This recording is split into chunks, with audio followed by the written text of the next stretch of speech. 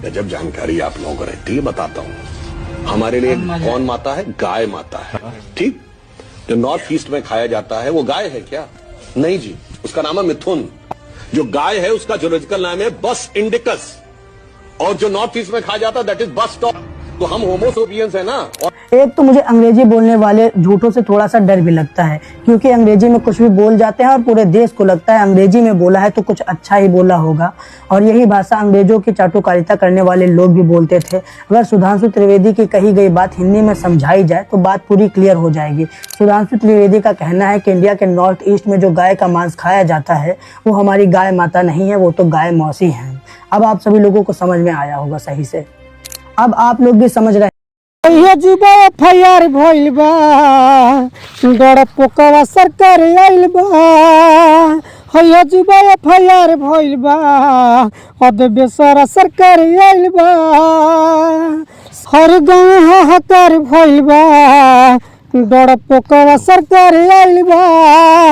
हर जिला हाहाकार भइल बा, अद बेसरा सरकार आइल बा। सब नहीं खिया रतिया हो, नहीं गंगा के घटिया हो।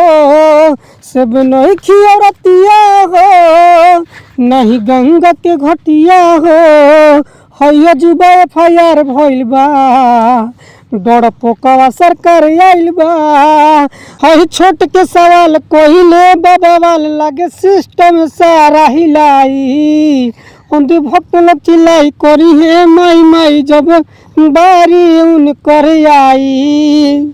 लोग कहेला नरेंद्र हो, कहे कहिला सरेंडर हो। सभे कहेला नरेंद्र हो, कहे कहिला सरेंडर हो।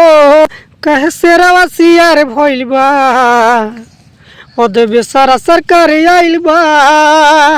हर गाँव हाहाकार भइल बा, डर पोकवा सरकार आइल बा। हैया जुबा एफआईआर भइल बा, डर पोकवा सरकार आइल बा।